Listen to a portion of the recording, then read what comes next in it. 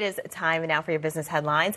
For a little help on this, let's bring back our Money Men business and markets analyst and Newsmax contributor, Seth Denson, and America's accounting professor of Montclair State University, Dan Geltrude. Gentlemen, welcome. Seth, I want to start with you. It has nothing to do with business, but it has to do with Dallas. Since you're from Texas, did you ever watch that show?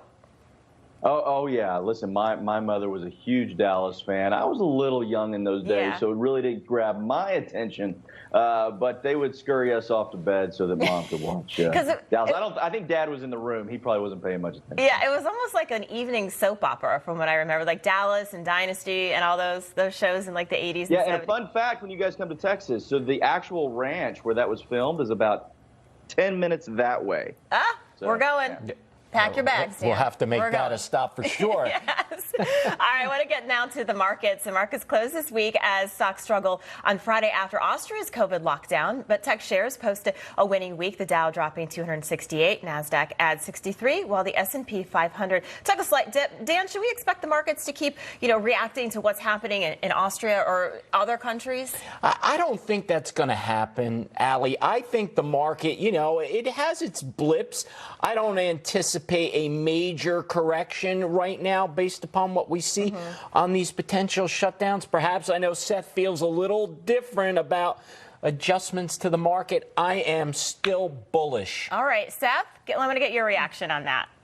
Yeah, I mean, listen, I'm bullish right now, but I think that's going to change. Inflation is eventually going to hit the stock market. And I think that coming in 2022, we're going to need to see a correction because the market is overly inflated. There's absolutely no explanation why stocks continue to do so well with inflation as high as it is. And across the country, we're having across the globe, we're having economic challenges. So the market is defying gravity, but eventually gravity will set in. Yeah. Well, you know what the problem is here, Allie, is how do you time the market? Right. And we could certainly say, listen, at some point it's going to come down. But when? Well, then there's the talk of inflation rates. I know you guys, are predicting or saying that it's just a matter of time.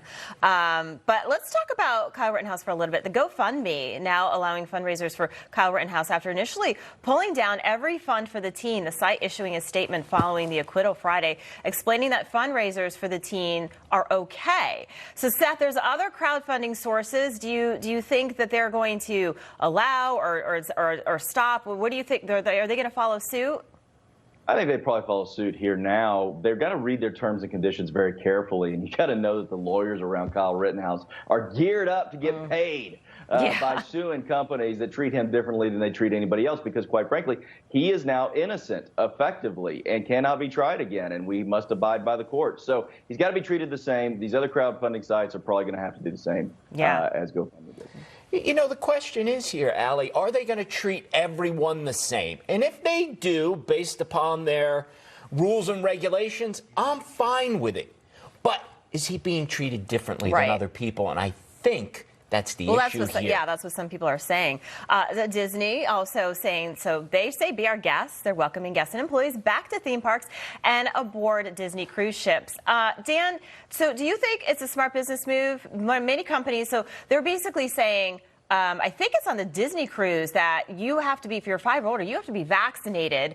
They're mandating their employees to be vaccinated. What do you think? It's probably a good idea from a business standpoint, but I have never been for these vaccine mandates. So now, are we getting to the point, Allie, where employers are so desperate they're saying, listen, we have to hold back on these mandates because we can't lose any more employees? Yeah, Seth, I mean, the Disney cruise, it's obviously a family-based vacation. I know a lot of families are hesitant about giving their kids a vaccine. Do you think that's going to affect maybe the Disney cruise line? I mean, they look, that is a price tag. I've been on it, and it's packed. Do you think people are going to say, forget it, we're not going on this? Listen, fun fact, I was on a Disney cruise when the world shut down. So, but I felt like I was on the safest place on the planet because we'd already been on it for a number of days and nobody was sick. So I don't know. I think that this actually could play a different place on the cruise specifically, where people are not going to be eager to get on a cruise if they don't think that people are vaccinated. That might work to their advantage. The theme parks is a different story, but listen, between the cruises and the theme parks, it's only about 10% of Disney's revenue. So I think that they're going to be okay with regardless of what happens. Yeah, no, I agree. All right, Peter Buck, co-founder of Subway Sandwiches, he died on Thursday. But a true success story. Buck turned his initial $1,000 investment into $1 billion. With over 40,000 locations, Subway has the most locations of any restaurant in the world.